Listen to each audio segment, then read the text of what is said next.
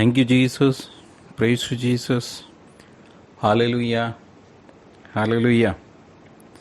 കഴിഞ്ഞ ദിവസങ്ങളിൽ നാം ദൈവത്തിൻ്റെ വചനം ജീവനുള്ളതാണ് എന്ന് പഠിച്ചു. സങ്കീർത്തനം 33 അധ്യായം അതിൻ്റെ 6 വാക്യത്തിൽ യഹോവയുടെ വചനത്താൽ ആകാശവും അവൻ്റെ വായിലെ ശ്വാസത്താൽ സകല സൈന്യവും ഉളവായി എന്ന് നാം ചിന്തിക്കുകയുണ്ടായി. യഹോവയുടെ വചനത്താൽ ആകാശവും അവൻ്റെ വായിലെ ശ്വാസത്താൽ സകല സൈന്യവും ഉളവായി എന്ന് നാം പഠിച്ചപ്പോൾ അവൻ്റെ വായിലെ ശ്വാസം പരിശുദ്ധാത്മാവാണ് എന്ന് നാം മനസ്സിലാക്കിയുണ്ടായി. രണ്ടാമതായി, വചനവും പരിശുദ്ധാത്മാവും ഈ പ്രപഞ്ചത്തിൻ്റെ ശക്തിയെ നിയന്ത്രിച്ചതായ രണ്ട് ഘടകങ്ങളാണ് എന്ന് നാം മനസ്സിലാക്കിയുണ്ടായി. ആയതിനാൽ ഈ പ്രപഞ്ചത്തിൻ്റെ സൃഷ്ടിക്ക് ഇടയായത് വചനവും ആത്മാവും ഒന്നിച്ചുള്ള പ്രവർത്തനമാണ്. അത് വളരെ പ്രാധാന്യവും അർഹിക്കുന്നു. ആയതിനാലാണ് ദൈവം നമ്മോട് പറഞ്ഞത്, ഞാൻ നിങ്ങളോട് പറയുന്നതായ വചനം ജീവനും ആത്മാവും ഉള്ളതാണ്. മൂന്നാമതായി നാം ചിന്തിച്ചത്, ദൈവവചനം ഒരിക്കലും പരാജയപ്പെടുകയില്ല. യെശയ്യാ പ്രവാചകൻ്റെ പുസ്തകം 55 അധ്യായം അതിൻ്റെ 11 വാക്യം നാം പഠിച്ചപ്പോൾ, എൻ്റെ വായിൽ നിന്ന് പുറപ്പെടുന്നതായ വചനം ആയിരിക്കും, അത് വെറുതെ എൻ്റെ അടുക്കിലേക്ക് മടങ്ങി വരികയില്ല, എനിക്ക് ഇഷ്ടമുള്ളത് നിവർത്തിക്കുകയും ഞാൻ അയച്ച കാര്യങ്ങൾ സാധിക്കുകയും ചെയ്യും. പിന്നെ നമ്മൾ പഠിച്ചത് എബ്രായർക്ക് എഴുതിയ ലേഖനം അതിൻ്റെ 4 അധ്യായം 12 വാക്യത്തിൽ ദൈവത്തിൻ്റെ വചനം ചൈതന്യമുള്ളതും ഇരുതലയുള്ള ഏത് വാളിനേക്കാളും മൂർച്ചയേറിയതും പ്രാണനെയും ആത്മാവിനെയും സദ്യമജ്ജകളെയും വേർപിടിവിക്കും വരെ തുളച്ച് ചെല്ലുന്നതും ഹൃദയത്തിലെയും ചിന്തകളെയും ഭാവങ്ങളെയും വിവേചിക്കുന്നതും ആകുന്നു. അപ്പോൾ നാം കേട്ടതായ എല്ലാം തന്നെ ദൈവവചനത്തിൻ്റെയും പരിശുദ്ധ ആത്മാവിൻ്റെയും ശക്തിയെക്കുറിച്ചാകുന്നു. എല്ലാം തന്നെ ദൈവവചനത്തിൽ നിന്നും ദൈവം പറഞ്ഞതായ വാക്കുകളും ആകുന്നു. അപ്പോൾ നാം എന്താണ് ചെയ്യേണ്ടത് എന്നാണ് നാം ചിന്തിക്കേണ്ടത്. ദൈവവചനത്തിന് എല്ലായ്പ്പോഴും പ്രവർത്തിക്കുവാൻ സാധ്യമാകുക നാം അതിൻ്റെ വലയം പൂർത്തീകരിക്കുമ്പോഴാണ്. അത് നാം എങ്ങനെയാണ് ദൈവവചനത്തോട് പ്രതികരിക്കുന്നത് എന്നതിനെ ആശ്രയിച്ചിരിക്കും.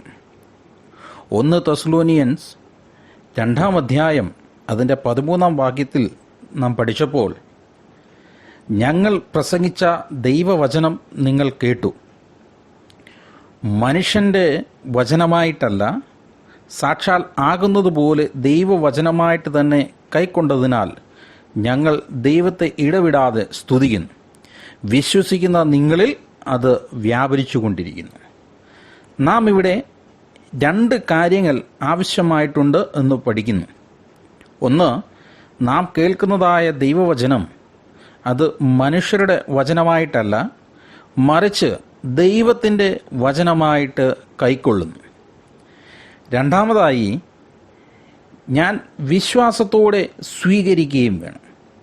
അപ്പോൾ ദൈവവചനത്തിന് എന്നിലും നിങ്ങളിലും പ്രവർത്തിക്കുവാൻ സാധിക്കുന്നത് നമ്മുടെ പ്രതികരണം എന്നതിനെ ആശ്രയിച്ചിരിക്കും. Hallelujah, thank you Jesus. ഇന്നലെ നമ്മൾ പഠിച്ചതായ സത്യം എന്തെന്ന് വെച്ചാൽ, സൃഷ്ടിക്കപ്പെടേണ്ടതിനായി നാം വചനത്തെ സ്വീകരിക്കേണ്ടതിൻ്റെ ആവശ്യകതയെക്കുറിച്ചാണ്. യാക്കോബ് എഴുതിയ ലേഖനം അതിൻ്റെ 1 അധ്യായം 21 വാക്യം നാം വായിക്കുമ്പോൾ, ആകയാൽ എല്ലാ അഴുക്കും ദുഷ്ടതയുടെ ആധിക്യം വിട്ട് നിങ്ങളുടെ രക്ഷിപ്പാൻ ശക്തിയുള്ളതും ഉൾനട്ടതുമായ വചനം സൗമ്യതയോടെ കൈക്കൊള്ളുവിൻ. ഇവിടെ 2 കാര്യങ്ങൾ ആവശ്യമാണ്. ഒന്ന്, നാം അഴുക്കും ദുഷ്ടതയുടെ ആധിക്യവും വിടേണം. 2, നാം ഈ വചനം സൗമ്യതയോടെ സ്വീകരിക്കുകയും വേണം. ഇത് വളരെ അത്യാവശ്യമായ കാര്യമാണ്. ദൈവവചനം സൗമ്യതയോടെ സ്വീകരിക്കുകയും തിരുത്തുവാനുള്ള മനോഭാവം, ദൈവവചനം സ്നേഹത്തോടെ സ്വീകരിക്കുന്ന മനോഭാവം, അപ്പോൾ ഉൾനട്ടതായ വചനം നിങ്ങളുടെ ആത്മാക്കളെ രക്ഷിക്കും.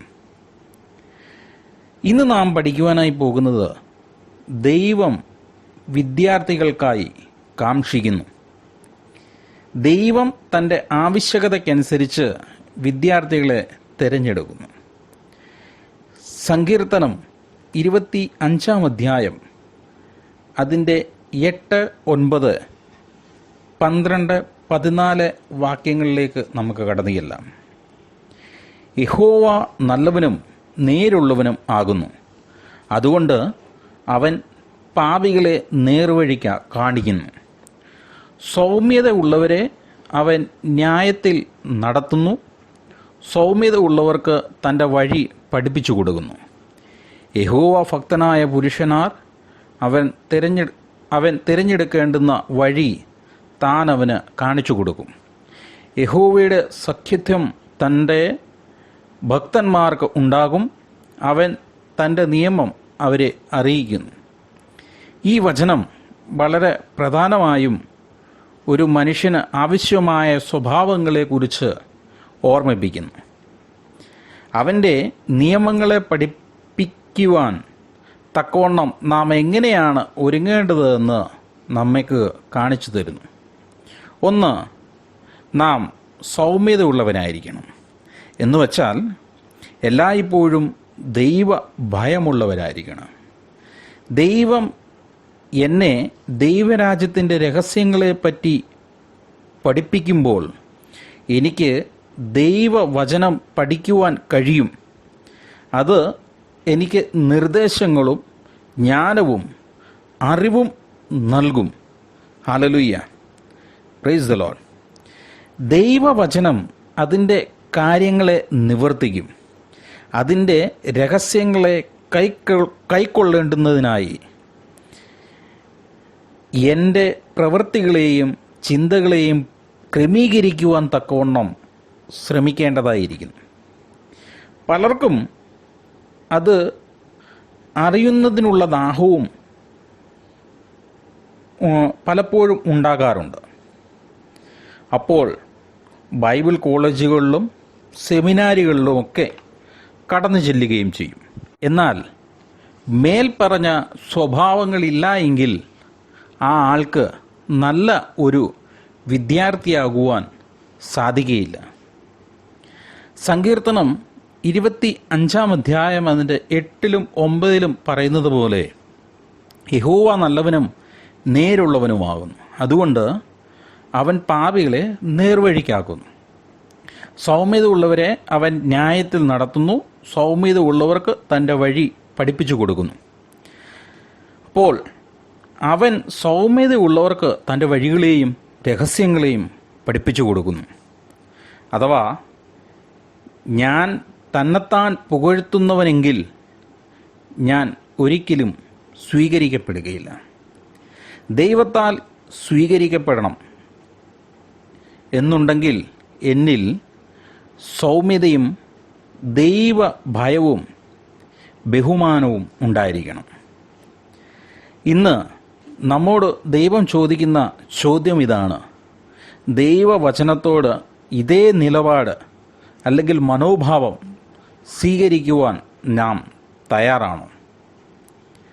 ഇന്ന് ഞാൻ ദൈവത്തിന് വലിയ പ്രാധാന്യവും ബഹുമാനവും സൗമ്യ മനോഭാവവും കൊടുക്കുമെങ്കിൽ ദൈവം എന്നെ തൻ്റെ വചനത്തിൻ്റെ രഹസ്യങ്ങളെ പഠിപ്പിക്കുവാൻ തയ്യാറാകും. ആമേൻ. അപ്പോൾ നാം സൗമ്യത ഉള്ളവർ മാത്രമല്ല, ദൈവഭയവും ബഹുമാനവും ഉള്ളവരായിരിക്കണം. അപ്പോൾ പരിശുദ്ധാത്മാവിനാൽ നിങ്ങൾ സ്വീകരിക്കപ്പെടുകയും ഇന്ന് ദൈവവചനം നാം പഠിക്കുകയും അതിൻ്റെ അർത്ഥം നാം മനസ്സിലാക്കുകയും ചെയ്തു. അതിനോട് അനുയോജ്യമായ പ്രതികരണമാണ് ആയിരിക്കണം നമ്മുടെ ലക്ഷ്യം. ദൈവത്തോട് ഉടമ്പടി ചെയ്യുകയും ഞാൻ സൗമ്യനും പഠിക്കുവാൻ തയ്യാറുള്ളവനും അനുയോജ്യമായ ക്രമീകരണത്തിനും പ്രവർത്തിക്കും, വിശ്വാസത്തോട് നിലകൊള്ളുകയും നിന്റെ വചനത്തെ ബഹുമാനിക്കുകയും പ്രാധാന്യം നൽകുകയും ചെയ്യുമെന്ന് ഉടമ്പടി ചെയ്തുകൊള്ളുന്നു. നമുക്ക് പ്രാർത്ഥിക്കാം. ദൈവമായ കർത്താവേ, നിന്നെ ഞങ്ങൾ വാഴ്ത്തുകയും സ്തുതിക്കുകയും നീ ഞങ്ങളുടെ പിതാവും ഞങ്ങളുടെ ദൈവവും ആകുന്നു. ഞാൻ നിന്റെ ശിഷ്യനാകുന്നു. നിന്റെ വചനത്തെ ഉൾക്കൊള്ളുകയും കൊള്ളുന്നു. നിന്റെ വചനത്തിന് നിന്റെ ഹിതത്തിനും അനുയോജ്യമായത് എൻ്റെ ഉള്ളിൽ നിലനിൽക്കുവാൻ ഞാൻ ആഗ്രഹിക്കുന്നു. ഈ നിമിഷം മുതൽ ഞാൻ നിൻ്റെ മുമ്പിൽ സൗമ്യതയോടും ബഹുമാനത്തോടും നിൽക്കുകയും എൻ്റെ ആത്മാവിൻ്റെ ആഴത്തിലേക്ക് നിൻ്റെ വചനത്തെ സ്വീകരിക്കുകയും ചെയ്യുന്നു. ദൈവമേ, ഇന്നു മുതൽ നിൻ്റെ കൃപയാൽ ഞാൻ കാഴ്ചയാലല്ല വിശ്വാസത്തോടുകൂടെ നടക്കേണ്ടതിനും നിൻ്റെ വചനത്തിൽ പൂർണ്ണമായി സമർപ്പിക്കുകയും ചെയ്യുന്നു. നിൻ്റെ വചനം എൻ്റെ ഉള്ളിൽ പ്രവർത്തിക്കുകയും നല്ല ഫലങ്ങളെ പുറപ്പെടുവിക്കുകയും ചെയ്യും. യേശു ക്രിസ്തുവിൻ്റെ നാമത്തിൽ ഉത്തരം നൽകിയതിനായി നന്ദി പറയുന്നു.